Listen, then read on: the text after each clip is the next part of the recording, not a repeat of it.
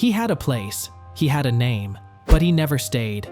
And even now, Bingo still wonders where the extra sock went. Type #bro.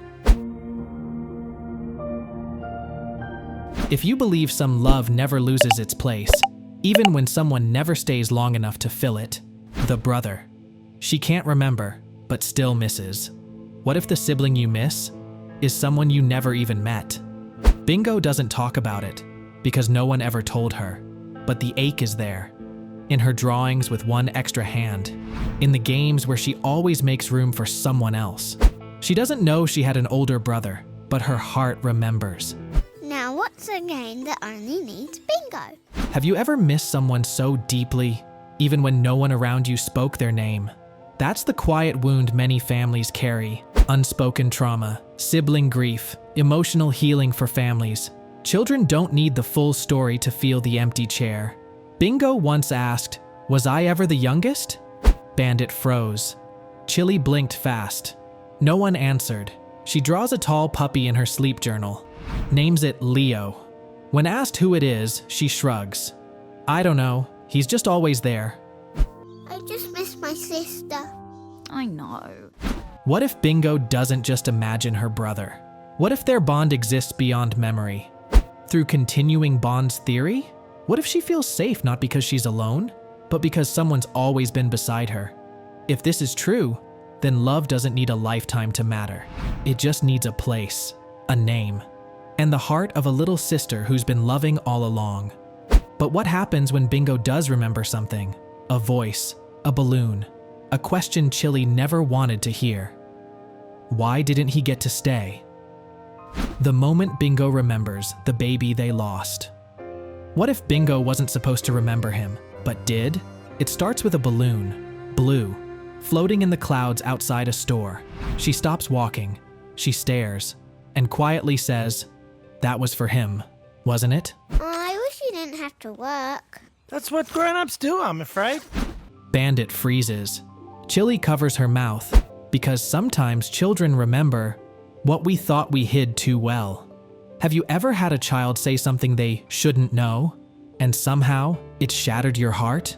Child bereavement support isn't just for kids who witness loss, it's for those who feel it without ever being told. That's grief in families. That's the ache of invisible trauma healing.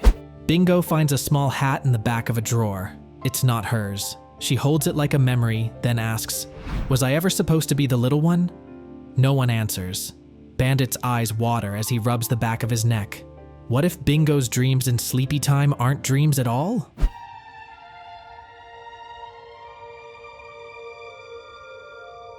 What if Leo is real? In her subconscious, in the stars, in the stories she never heard but always felt.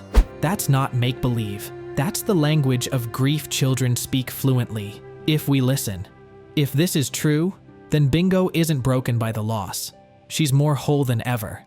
Because emotional resilience in children isn't about being strong, it's about being seen. And Bingo is finally being seen. Next stop is the vets. Thank you. But what if remembering him brings back the pain Chili tried so hard to bury? What happens when Bingo asks, "Mom, did it hurt?" And Chili has no words left, just tears and a hug. The day Chili couldn't pretend anymore. What if pretending to be strong only breaks you deeper? Bingo asks, "Mom, did it hurt?" And Chili opens her mouth, but no words come out.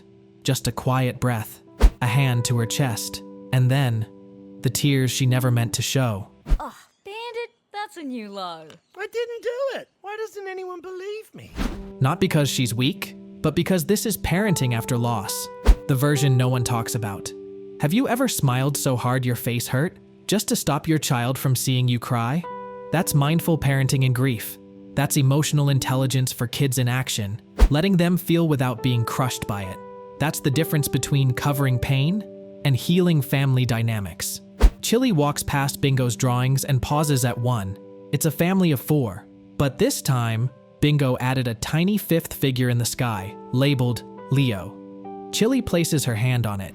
She doesn't move. Then she whispers, "He would have loved you so much." Mom, I want to do a big go sleep tonight and wake up in my own bed. You do your best, honey. What if Chili did see her unborn son in a dream? What if that's why she wakes up sometimes, smiling and crying all at once? Maybe Leo left a message. Maybe that's why Bingo knows without knowing. If this is true, then Chili isn't just a mom who lost a child. She's a mother still loving him. Through hugs, through silences, through every quiet bedtime. That's not weakness. That's emotional care, grief recovery, and the deepest hope and healing a family can offer. But what happens when Bandit finally speaks the truth? When he can't carry the jokes anymore and says out loud what he's only ever said in silence, "I wanted to protect you both, but I didn't know how." Bandit's hidden guilt over the baby. They lost. What if the silliest parent hides the deepest pain?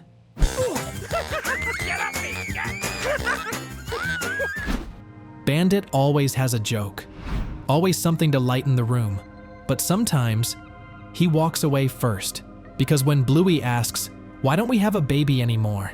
he can't answer, and that's when the guilt creeps in. Dads grieve too. They just do it differently, quietly, alone, behind the door. This is invisible trauma healing. Dad, do you have a good problem for Bingo? Well, yeah, I do actually. Oh, what is it? This is how emotional support sometimes looks like silence. Bandit fixes a toy crib, then never gives it to Bingo. He tears up at a baby ad, wipes his eyes before anyone sees. He still keeps the first ultrasound in his sock drawer.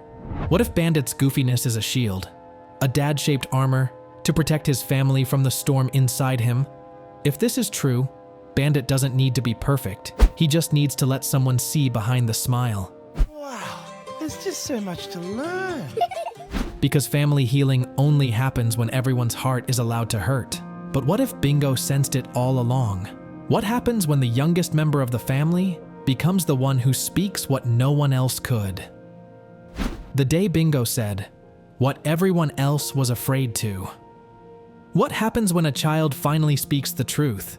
The adults never dared to say? They never told her, not fully, not clearly. But Bingo felt it anyway. One night, curled up on the couch, she whispers, "I think I had a big brother once." And the room stops. Bandit freezes. Chili looks away. Bluey quietly says, "You did?"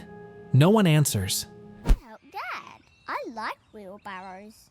Because how do you explain grief in families that was never spoken? Kids don't always need the facts. They feel the gaps. This is how childhood trauma recovery begins, when the silence finally breaks.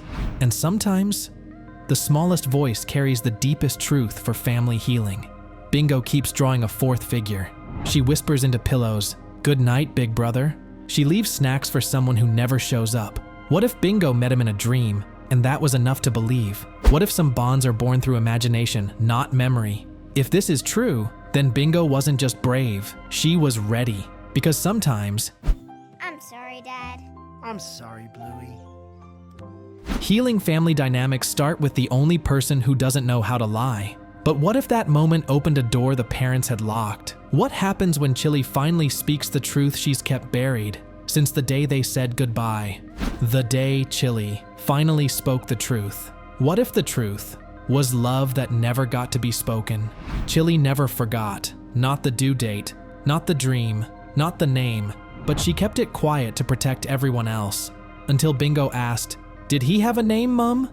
Chili sits down, a breath, a tear, a truth. Hey kids, I bought some new felt pens. Yes, his name was Leo. Have you ever held on to pain so tightly because you thought sharing it would hurt someone else? This is what unspoken trauma does, but this is also what emotional healing for families can look like. Not loud, just honest. The sock box has a sticker, Leo. Bandit walks in, he sees it and doesn't speak. He just kneels beside them. What if Leo isn't gone? What if he visits Bingo in dreams? And that's why she draws stars with extra arms. If this is true, then this family didn't lose a child. They carry him, in memory, in grief, in love that never left the room. Next stop is the vets. Thank you. And when they said his name out loud, they made space for hope and healing. But what if Bingo's dreams start changing? What if the brother she imagined is growing up beside her, even if no one else can see? Because some siblings don't grow up beside us, but they grow inside us, forever. The episode where he grew up in her dreams. She never met him, but he visits her dreams. He doesn't say much, just smiles, as if to say, "I'm still with you." Leo isn't just the brother she never had. He's the reason Bingo sees the world so gently. He's who she talks to when she's scared, who she feels when no one's around. Leo is the name she says when no one is listening. And every time she looks at the stars, she knows he's watching, and she whispers again, "Good night, Leo."